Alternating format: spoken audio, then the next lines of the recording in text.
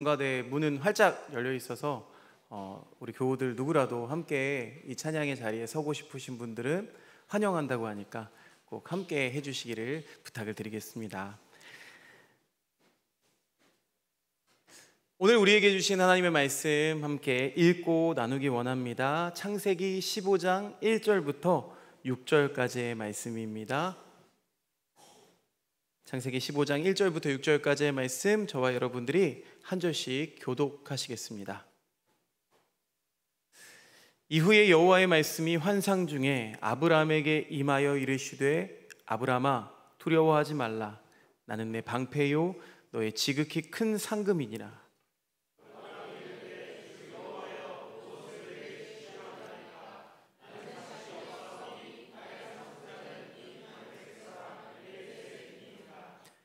아브라함이 또 이르되, 주께서 내게 씨를 주지 아니하셨으니 내 집에서 길린 자가 내 상속자가 될 것이니이다.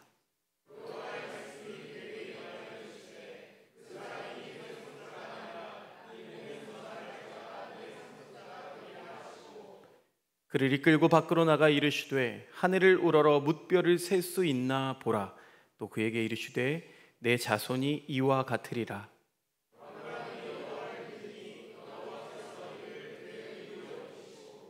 아멘. 어느덧 8월의 마지막 날입니다. 어느새 바람의 온도가 제법 시원해졌습니다. 쾌청한 가을 날씨처럼 우리들의 마음도 주님 주시는 말씀으로 함께 쾌청해지기를 빕니다. 저는 지난 주일에 목회기도 시간에 그 말미에 이런 기도를 드렸었습니다. 믿음은 확신하는 것이 아닌 신뢰임을 믿습니다. 그런데 이 기도는 사실 영화에서 따왔습니다. 카톨릭에서는 교황이 돌아가시면 콘클라베라는 것을 엽니다. 쿰이 함께란 뜻이고요, 클라비스가 열쇠라는 뜻이어서 열쇠로 잠금 방에 함께 감금되는 것을 뜻합니다. 누가 감금될까요? 전 세계의 추기경들이 이 열쇠로 잠금 방에 감금되어서 교황이 선출될 때까지 끝장 투표를 하는 것을 콘클라베라고 부릅니다.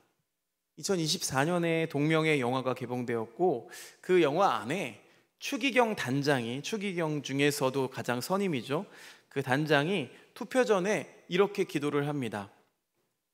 제가 무엇보다 두려워하는 죄는 확신입니다. 그런데 이런 의문이 들었어요. 확신이 왜 죄일까요? 여러분, 확신하는 게 죄일까요? 옛날에 어떤 목사님으로부터 예수님 안 믿으면은 지옥불 들어가게 된다라는 것을 설교하시면서 아주 생생하게 지옥불을 묘사했던 설교를 들었던 기억이 있습니다. 그렇게 지옥불에 들어갈 수밖에 없는 우리들은 모두 엄청난 죄인이라서 하나님이 예수님을 대신 죽게 하셨다는 설교죠. 여러분, 한 번쯤은 다 들어보신 설교입니다. 그런데 여러분, 살아보니 그렇던가요? 조금 성장하고 하나님의 성품에 대해서 차근차근 알아가면서 예전에 그 설교들이 좀 이상하다는 것을 깨닫게 되었습니다. 정말 그렇잖아요. 하나님이 사람들을 이 지옥불 들어가라고 저주하시는 분이 아니시잖아요. 세상 돌보는 일만으로도 엄청 바쁘실 텐데 말이죠.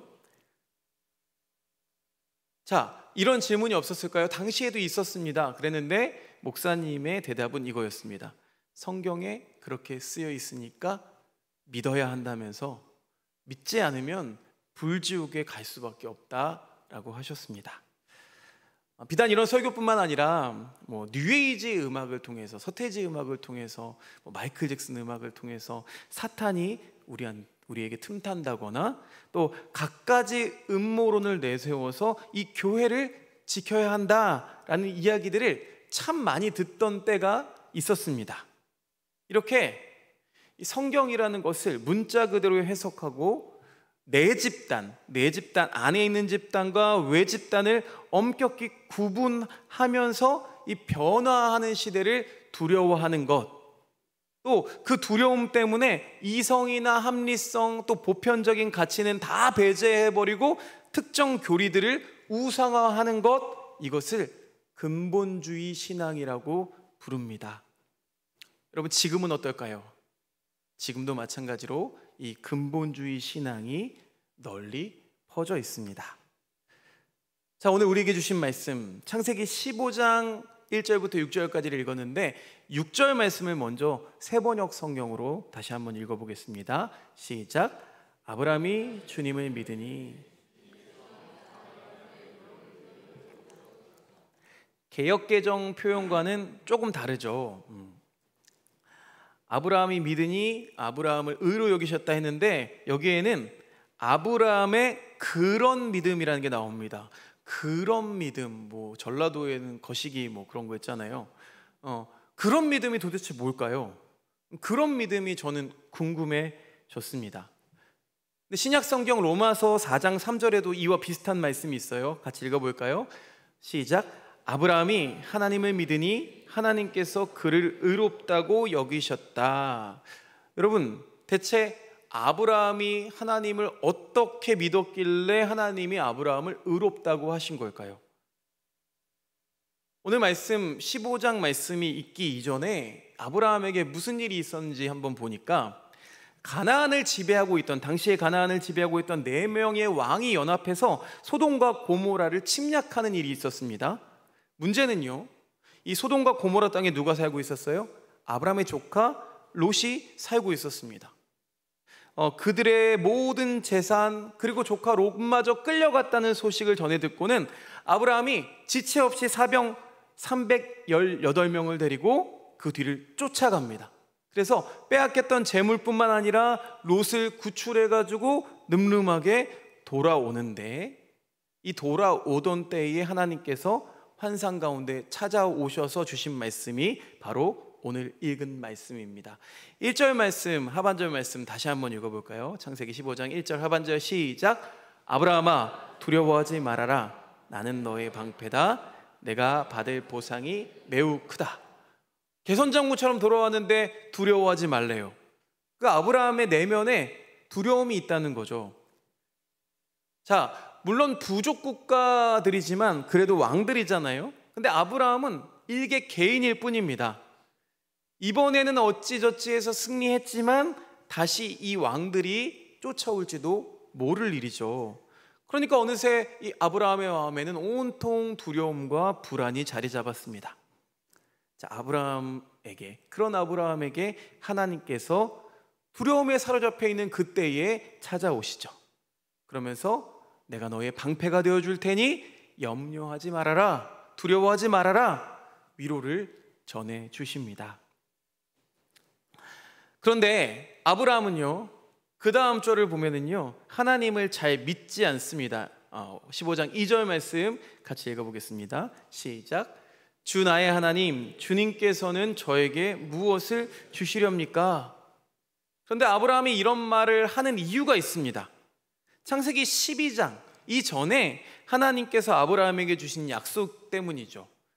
아브라함에게 자손도 주시고 땅도 주신다고 하셨는데 그 약속이 지금까지 이루어진 게 없는 거예요. 그 중에서도 이 자손에 대한 약속이 가장 허무맹랑한 겁니다. 자식이 전혀 안 생겨요. 그러니까 아브라함이 이런 말을 할 수밖에 없는 거죠. 3절에 이어서 또 이런 얘기를 합니다. 3절 읽어볼까요? 시작. 주님께서 저에게 자식을 주지 않으셨으니. 생각해 보세요, 여러분. 내가 두려워하지 말아라, 내가 너의 방패가 되겠다라고 얘기하셨는데 아브라함이 뱉어내고 있는 말을 좀 들어보세요. 하나님, 내가 자식이 없는데 상속받을 놈이라고는 요 엘리에셀이라는 그나마 믿을 만한 종 하나밖에 없는데 무슨 자식을 준다는 말이십니까? 자, 그런데도 불구하고 하나님이 이런 아브라함의 믿음을 의로 여기셨다라고 성경은 기록하고 있습니다. 로마서에는 아브라함이 아니라 아브라함이라고 기록되어 있죠. 이 아브라함이라는 이름은 창세기 17장에 가서 받는 이름입니다. 그러면은 그 다음에 혹시 아브라함에게 뭔가 믿음이라고 부를 만한 사건이 있었나 한번 찾아봐야겠습니다. 자, 15장과 17장 사이에 또 무슨 사건이 있을까요? 바로 뒷장에 그 유명한 하가의 사건이 등장합니다. 자식이 막 안 생기니까 아브라함의 아내 사레가 이집트에서 데리고 온 이 여자 몸종 하갈한테서 아들을 보게 하는 거예요. 아브라함이 믿음이 있는 사람이라면, 하나님의 약속을 믿는다면 아무리 아내가 종용해도 그걸 밀어내야지 정상이죠. 그런데 아브라함은 아내가 원하는 대로 해서 아들 이스마엘을 얻습니다. 자, 이쯤 되면 여러분, 아브라함에게 믿음이라고 부를 만한 게 있습니까? 그런데도 로마서에는 아브라함이 하나님을 믿으니 하나님께서 그를 의롭다 여기셨다, 이렇게 기록되어 있습니다. 그러면 대체 그 의라는 게 뭘까요? 여러분, 의라는 말을 들으면 무엇이 떠오르십니까? 지난주에 우리 말씀 나눴던 정의와 공의가 쉽게 떠오르죠. 그러니까 우리는 아브라함이 무슨 정의로운 일을 했나 하고 우리가 생각하게 되는 거예요. 의라는 말은 히브리어 단어로 체다카입니다. 근데 영어 성경으로 번역되면서 righteousness나 justice로 번역이 되기 때문에 우리가 보통 의라고 하면 정의나 자선이나 구제, 이런 것을 우리가 머릿속에 쉽게 떠올린다는 거예요. 그런데 여러분, 아브라함이 지금까지 이 정의를 실천한 게 있나요? 조카 롯을 복수해 준 것은 개인적인 일이죠. 무언가 자선을 베푼 것도 없어요. 호의를 베푼 것도 하나도 없습니다. 그러면 로마서가 말하는 의는 도대체 뭘까요? 사랑하는 여러분, 하나님이 아브라함을 의로 여기신다고 할 때 이 의는 우리의 생각과는 다릅니다. 하나님이 보시기에 이 아브라함이 하나님과 바른 관계 안에 있다는 뜻으로 의를 말하신 겁니다. 관계에 무슨 바른 관계, 그른 관계가 있습니까? 있잖아요. 여러분, 살아보시니까 세상에는 바른 관계만 있는 건 아니란 것을 우리 모두가 잘 알고 있습니다. 신앙도 마찬가지라는 거죠. 관계적으로 보자면 바른 관계가 있고 그른 관계가 있다는 거예요. 자, 조금 더 우리가 구체적으로 한번 이야기를 나눠볼까요? 신앙이라는 것을 이 관계의 동그라미로 한번 생각해 보겠습니다. 원이 있는 거예요. 그럼 하나님과 무관하게 사는 사람들은 이 동그라미 밖에 있는 사람들이 되겠죠. 하나님과 그냥 무관하게 사는 세상 사람들입니다. 자, 그리고 어떤 사람들이 있느냐? 이 동그라미에 걸치는 사람들이 있다는 거예요. 하나님과 사귈랑 말랑하면서 관계 안으로는 들어온 것 같은데, 쉽게 말하자면 주일 예배 때는 거룩하게 예배 드리지만 마치고 밖으로 나가면 월요일부터 토요일까지는 관계 없는 척 살아가는 것을 말하는 거죠. 그러면 하나님과 바른 관계를 맺는다는 것은 이 동그라미 안으로 깊이 들어온 것을 말합니다. 그러니까 적어도 하나님이 보시기에 이 아브라함이 이 원 안으로 들어왔다는 것을 의로 여겼다는 말인 거죠. 신앙을 동그라미로 보고 거기에 사람을 세 종류로 나눈 것처럼 노자의 도덕경에도 사람을 셋으로 나눈 글이 있습니다. 사람을 하사, 중사, 상사로 나누는데요, 이거 군대 계급 아닙니다. 그러니까 하질의 인간이 있고 중간쯤 되는 인간이 있고 또 높은 인간이 있다는 뜻입니다. 한자 시간은 아니지만 함께 좀 배워볼까요? 하사문도 대소지. 하질의 인간은 하나님과 무관하게 사는 사람들, 원 바깥에 있는 사람들입니다. 그런 사람들은 대소지, 진리를 들어도 그냥 웃어 넘긴다는 뜻입니다. 여러분, 성경에 가난한 자는 복이 있다라는 말, 우리가 들으면 아멘 하지만 원 바깥에 있는 사람들에게 이 말을 하면 어떻게 됩니까? 그거 우스운 소리죠. 아니, 돈이 없는데 뭐가 복이야 그게. 그렇잖아요? 내 재산이 더 증식되는 게 복이지 가난한 게 어찌 복이 된다는 말입니까? 그냥 웃고 만다는 거죠. 웃기는 소리 하네 이런다는 거예요. 자, 그럼 중간쯤 되는 사람, 중사문도 약존양망. 중사가 도를 들으면 약존양망, 도가 있을 때도 있고 또 망할 때도 있다는 말입니다. 그러니까 듣고 있을 때는 맞는 말 같은데 딱 돌아서면 망하게 된다는 거죠. 이거 여기까지 듣고 이건 안 돼 하시는 분이 많을 것 같습니다. 저도 해당이 되니까요. 자, 그런데 높은 사람, 상사는 어때요? 상사문도 근위행지. 영적으로 높은 사람은 진리를 들으면 근위행지. 여기서 근이라는 한자를 좀 주목해 보면 근이라는 한자가 근면하다, 근무하다, 근속하다, 우리 개근상할 때 그 근자입니다. 부지런할 근자예요. 상사는 진리를 들으면 부지런해진대요. 부지런히 그 진리를 행한다는 겁니다. 여러분, 상사를 추구하는 저와 여러분들 되시기를 주님의 이름으로 축원드립니다. 그런데 이때 이 부지런할 근자를 주목해 보면 참 재미있습니다. 우리가 보통 10년 근속, 15년 근속 이런 거를 회사에서나 여기저기서 치하하죠. 근데 실상 근속이라고 해도 여러분 그 기간 동안 한 번도 안 빠지거나 하는 게 아니죠. 개인 사정으로 경조사나 아니면 질병이나 이런 걸로 인해서 분명히 빠지는 날도 있다는 거예요. 예를 들면 군인이 이 최전방 철책선에서 근무한다고 했을 때 여러분 눈 부릅뜨고 계속 정만 주시하고 있을까요? 아닙니다. 제가 해보니까 아니더라고요. 머릿속에서는 사회에 두고 온 여자친구 생각도 많이 하고요. 지난 휴가 때 냉장고에 남겨놓은 그 음식이 생각이 나기도 합니다. 별의별 생각을 다 하게 돼요. 그런데 여러분 그게 근무를 잘 못한다고 할 수 있어요? 아니죠. 무언가 뚜렷한 목적을 가지고 있는 것만으로도 우리는 근면하다고 인정하고 칭찬하게 됩니다. 자, 이렇게 말씀드리니까 중사 정도 수준에 머물러 있던 것 같았는데 상사에 조금은 이른 것 같죠.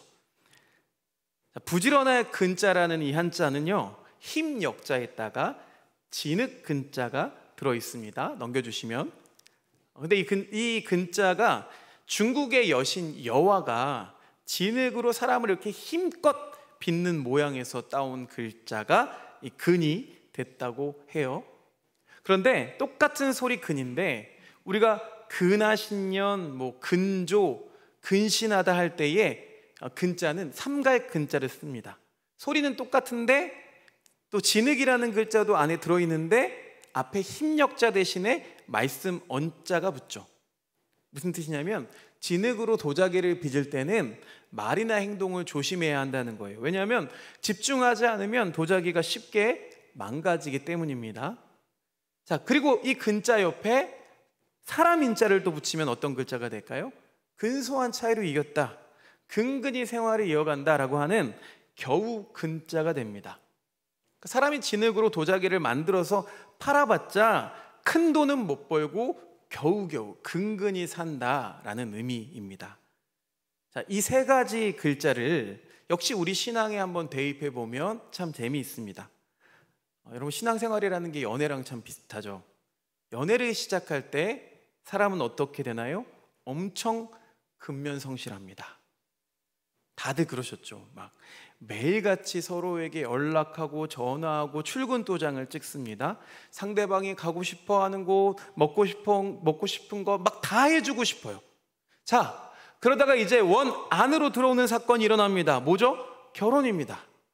결혼하고 나서 흔히들 싸우게 되는 이유가 뭘까요? 저 사람 연애할 때는 하늘에 별도 따준다고 하더니 집에 들어오면 손 하나 까딱 안 하는 거죠. 그렇죠? 그래서 결혼하면은 이 삼갈 근자가 필요하다는 거예요. 상대방이 싫어하는 말이 있습니다. 상대방을 발작하게 만드는 그런 말이 있어요. 그걸 하지 말아야 된다는 거죠. 요즘 젊은이들이 결혼을 안 하는 이유가 저는 이런 이유인 것 같아요. 막상 결혼하면 연애할 때 근명성실하던 사람이 변하는 게 두려운 거예요. 그런데 관계성으로 생각해 보면 이게 당연한 이치라는 거예요. 당연한 이치. 자, 그러면 여기서 끝나면 안 되죠. 삼갈 근자에서 더 깊어지면 뭐가 돼요? 겨우 근자가 찾아옵니다. 그냥 겨우겨우 그냥 살아가는 거죠. 다들 공감하시는 눈치입니다. 그렇죠? 신앙도 마찬가지인 것 같아요. 하나님을 잘 믿으면 믿을수록 겨우겨우 살아가게 됩니다. 뭐 대단한 이 영역을 가지고 대단한 말씀을 선포할 것 같은데 여러분 그렇게 잘 안 되더라고요. 그러니까 매번 기도하는 거죠. 뭐라고 기도해요? 우리는 날마다 일용할 양식을 달라고 기도하는 수밖에 없습니다. 여러분 그 일용할 양식으로 우리는 겨우겨우 살아가는 거예요. 하나님 주시는 만나로 겨우겨우 삽니다. 하나님을 믿으면 믿을수록, 관계 안으로 들어가면 들어갈수록 그래요. 그러면 그렇게 사는 사람들에게 가난한 자는 복이 있다라는 말씀이 유효한 것이죠. 아브라함은 말씀드렸던 것처럼 창세기 12장에서 먼저 하나님과 관계를 맺었습니다. 창세기 12장 1절부터 3절 말씀을 같이 읽어보겠습니다. 시작. 주님께서 아브라함에게 말씀하셨다. 너희 아버지의 집을 떠나서 내가 보여주는 땅으로 가거라.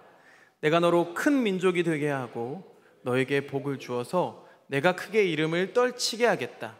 너는 복의 근원이 될 것이다. 너를 축복하는 사람에게는 내가 복을 베풀고 너를 저주하는 사람에게는 내가 저주를 내릴 것이다. 땅에 사는 모든 민족이 너로 말미암아 복을 받을 것이다. 자, 이런 약속을 믿고 아브라함이 친척 아비집을 버리고 떠난 겁니다. 그의 고향 갈대아 우르는요, 지금의 어디냐면 이라크의 걸프만입니다. 석유가 펑펑 나오는 자원의 보고죠. 또 하란 땅에서도 떠납니다. 하란은 나중에 바빌로니아 제국의 중심 도시가 되는 곳입니다. 여러분, 각 지역의 중심 도시가 되는 곳은 다 지리적으로 이유가 있습니다. 그런데 거기서도 떠나서 가나안 땅으로 가게 되죠. 우리는 젖과 꿀이 흐르는 가나안 땅이라고 해서 거기가 다 좋은 줄로만 알죠. 전혀 그렇지가 않습니다. 이집트와 메소포타미아 문명의 이 끝자락에서 강대국들이 이집트로 갈 때에 꼭 짓밟는 땅이 이 가나안 땅이에요. 그러니까 제국들한테 식민 지배를 당할 수밖에 없는 가나안 땅을 주셨습니다. 여러분 같으면 이런데도 과연 하나님을 확신하실 수가 있으시겠습니까? 내가 떠나면 내가 너에게 복을 주어서 복의 근원으로 삼아 주겠다. 자손도 많게 하겠다. 창세기 15장까지 오는 동안 아브라함은 계속 흔들릴 수밖에 없는 겁니다. 흔들리는 게 당연하지 않겠어요? 여러분, 확실한 약속을 위해서는 보증이 필요합니다. 보증인이 있어야죠. 자, 그러니까 아브라함이 이런 얘기를 하는 겁니다. 오늘 읽지 않았지만 15장 8절 하반절 말씀 읽어보겠습니다. 시작. 주 나의 하나님, 제가 어떻게 할 수가 있습니까? 이런 말을 할 수밖에 없는 거예요. 고향 땅은 풍요로웠어요. 이집트 제국은 여전히 잘 살아요. 그런데 아브라함은 여전히 떠돌이 신생입니다. 그냥 겨우겨우 사는 거예요. 그리고 이 가정에는 제일 문제가 뭐냐? 75세의 길을 떠나는데 아직도 자식이 생기지 않는 게 문제입니다. 자, 오늘 창세기 15장에서 만나는 아브라함의 상황이 이렇다는 거예요. 아내 사례를 통해서 하늘의 뭇별들처럼 또 바다의 모래알처럼 많은 후손을 주시겠다고 약속하셨음에도 불구하고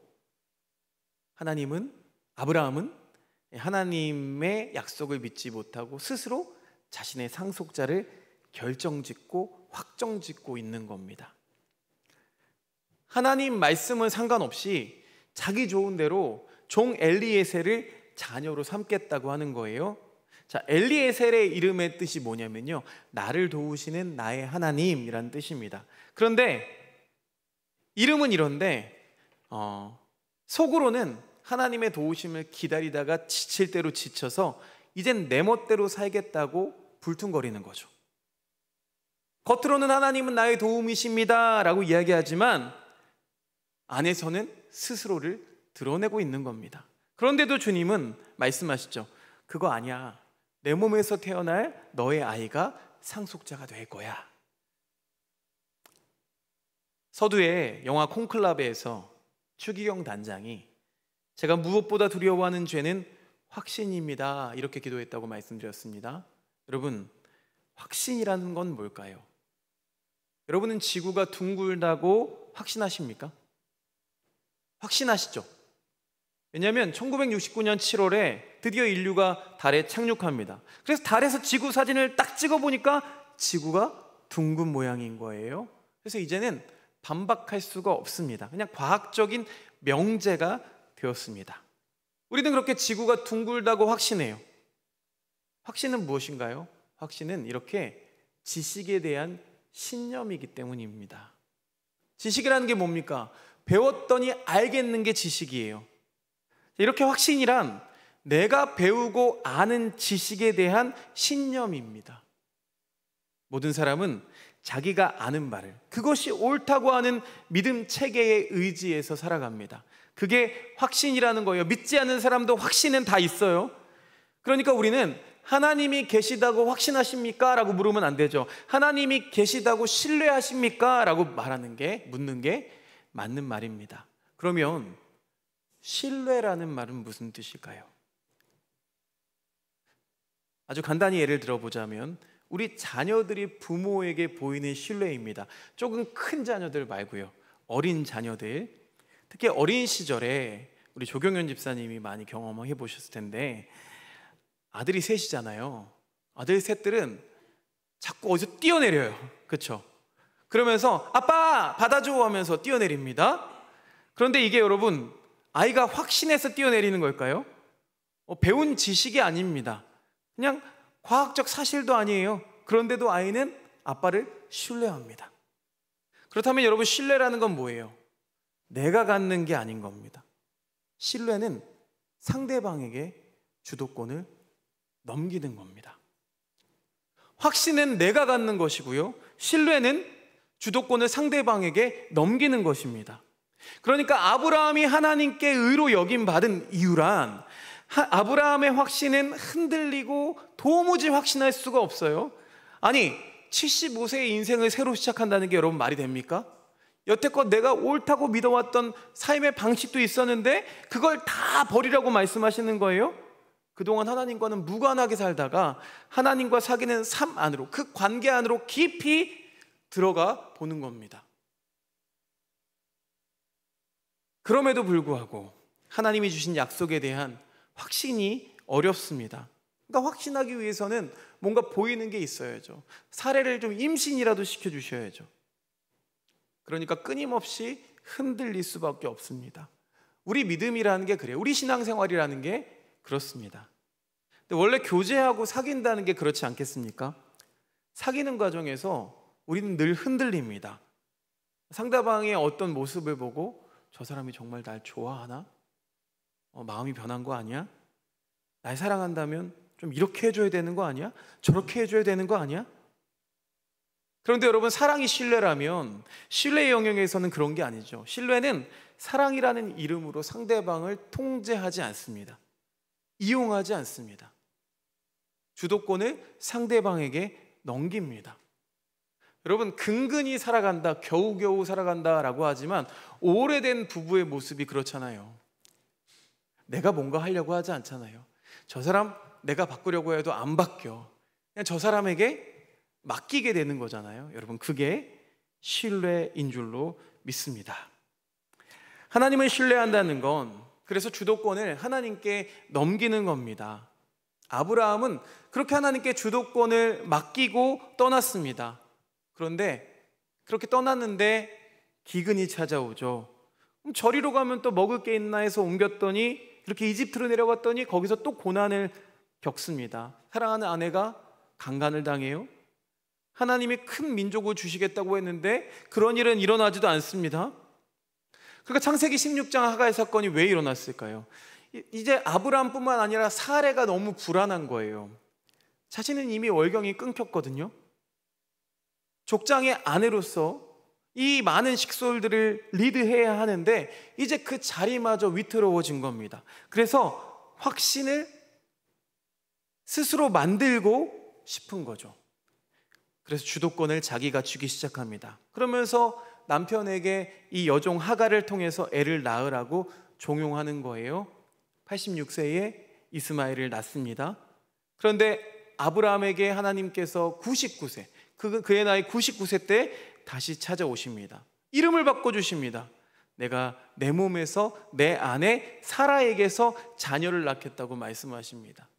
사라에게도 새로운 이름을 불러주신 이 하나님이 그 불가능해 보이는 일을 결국 하십니다. 사라가 드디어 아들을 낳게 되는 거죠.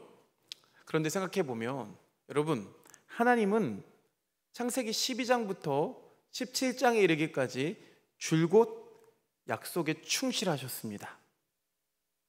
그런데 한낱 인간은 흔들리는 거죠. 앞에서는 믿는다고 말해놓고 뒤에서는 자꾸 다른 생각을 합니다. 그러니 여러분, 우리의 일들, 우리의 사역들을 누가 해야 할까요? 인간이 해야 할까요? 아니면 하나님이 하셔야 할까요? 하나님이 하셔야 되는 줄로 믿습니다.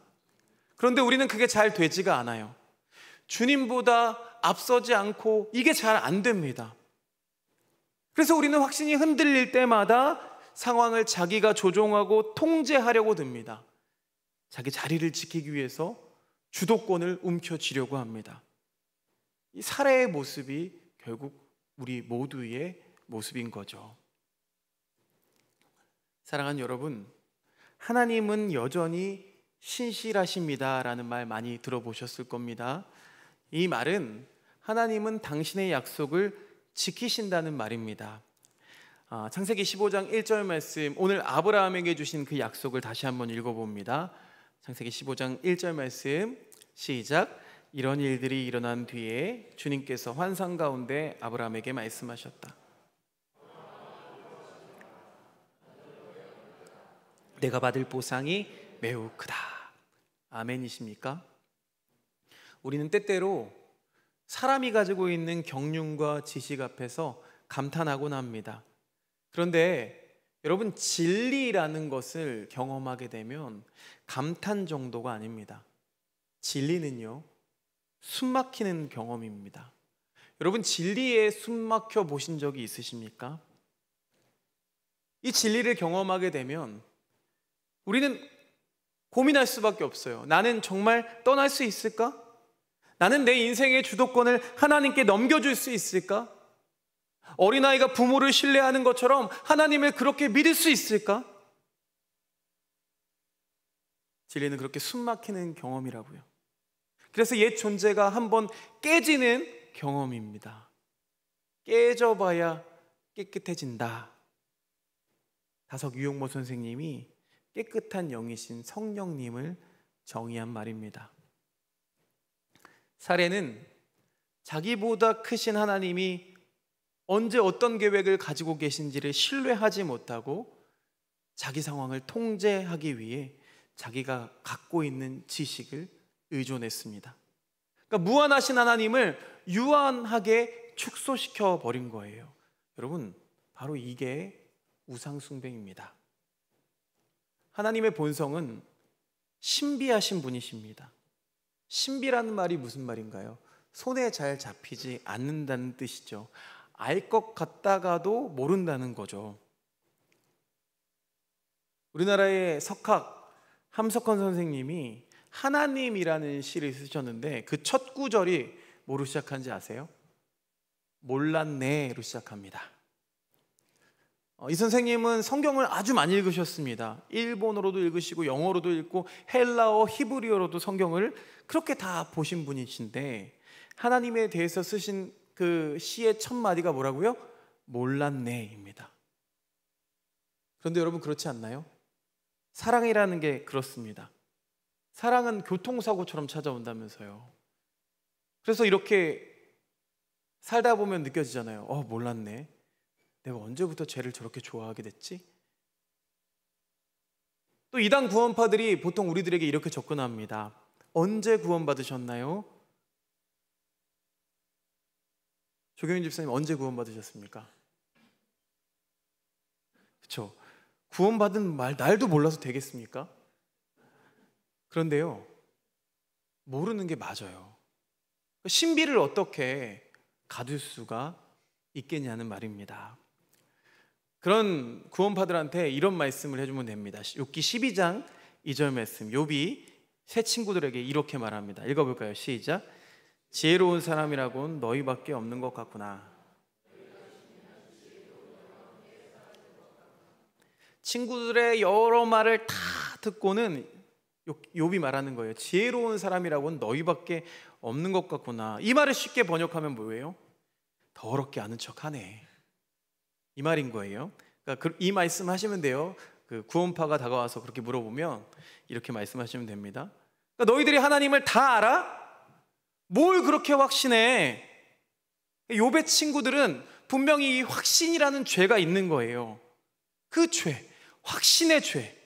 여러분, 우리는 이 확신의 죄에서 빠져나와야만 합니다. 하나님을 신뢰한다는 건 하나님과 함께 살아간다는 겁니다. 아브라함이 그걸 하고 있는 거예요. 믿음이란 확신의 문제가 아니라 신뢰의 문제라고요. 때로는 위험을 감수하기도 하고 모험을 감수하기도 하고 실수하기도 하고 넘어지기도 하지만 결국 하나님과 맺은 관계를 포기하지 않는 겁니다. 이 하나님의 무리한 요구에 아브라함이 순종을 합니다. 하나님의 긴 침묵을 때때로 견디면서 묵묵히 나아갑니다. 우리가 아브라함을 믿음의 조상이라고 말하는 것은 바로 그 불가능해 보이는 약속을 신뢰하면서 소망 중에 나아가는 그 모습 때문입니다. 사랑하는 여러분, 하나님이 참 믿으실 만한 분이십니다. 아브라함과 맺으셨던 이 약속을 지켜내기 위해서 십자가에 매달리는 죽음을 결행하셨기 때문이죠. 오늘 말씀을 바울의 권면으로 맺을까 합니다.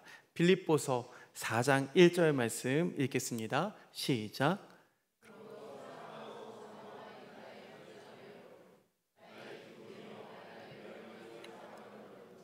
이와 같이 주님 안에 굳건히 서 계십시오. 아멘. 기도하겠습니다. 주와 같이 길 가는 것 즐거운 일 아니냐며 찬송은 열심히 부르지만 사실 우리는 주님과 같이 길을 걷지도 않고 주님이 나한테 손 내미실 때에도 뿌리칩니다. 이렇게 주님과 같이 길 가는 게 힘이 듭니다. 피곤합니다. 그런 우리들에게 주님은 오늘도 다가오셔서 내가 세상에서 나를 드러낼 때 너의 도움이 필요하다며 여전히 우리를 믿어주시는 그 하나님, 신실하신 하나님, 그 믿음을 우리가 의지하며 우리가 조금 용기를 내봅니다. 하나님을 신뢰해 보겠습니다. 확신이 흔들릴 때조차 내가 갖고 있는 지식은 잠시 내려놓고 하나님의 말씀에 기대어 보겠습니다. 주님, 우리를 받아 주시옵소서. 예수님의 이름으로 기도드립니다. 아멘.